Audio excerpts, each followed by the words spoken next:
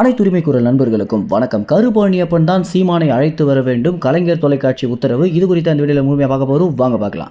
ஆரம்ப காலத்துல சீமானோடு இருந்து தன்னை ஒரு தமிழ் தேசியவாதியாக காட்டிக்கொண்ட கருப்பழனியப்பன் பாத்தீங்கன்னா காலப்போக்குல போக போக திமுக கட்சிக்கு ஆதரவு அளித்ததும் அதற்கு பிறகு சீமானியை விமர்சிச்சது பாத்தீங்கன்னா கருப்பழனியப்பன் ஒரு தமிழ் தேசியவாதியே கிடையாது அப்படின்றது அனைவருக்குமே வெளிச்சம் போட்டு காட்டக்கூடிய விஷயமாகவே இருந்துச்சு. அதற்கு பிறகு இனிமேலும் நம்ம இங்கிருந்த வேலைக்கு ஆகாது அப்படின்னு திராவிட கூடாரமான கலைஞர் தொலைக்காட்சியில் பார்த்தீங்கன்னா கருப்பழனியப்பன் தஞ்சம் புகுந்திருந்தார். இதனை அடுத்து முழு நேர வேலையாகவே சீமானை குறித்து விமர்சிக்கிறதும் நாம் தமிழ் கட்சியுடைய நிர்வாகிகள் குறித்து அவதூறுகளை பரப்புறதும் அப்படின்ற வேலையை மட்டும்தான் கருப்பழனியப்பன் பண்ணிட்டு வந்துட்டு இருக்காரு.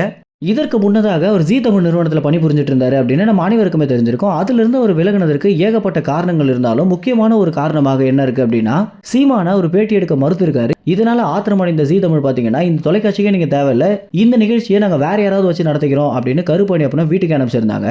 இப்படி சீமானோட முரண்பாடு இருக்க ஒரே காரணத்தினால தான் ஜீ தமிழ்ல இருந்து கருப்பழனியப்பன் வந்திருந்தாரு அப்படின்னு கலைஞர் தொலைக்காட்சிக்கு தெரிஞ்சிருந்துமே மீண்டும் பாத்தீங்கன்னா கலைஞர் தொலைக்காட்சி நடத்தக்கூடிய வா தமிழ் அவா நிகழ்ச்சிக்கு சீமான சிறப்பு விருந்தினராக அழைக்கணும், அதை கருப்பழனியப்பன் தான் பாத்துக்கணும் அப்படின்னு கலைஞர் தொலைக்காட்சி பாத்தீங்கன்னா கருப்பழனியப்பனுக்கு ஒரு உத்தரவு போட்டிருக்காங்க.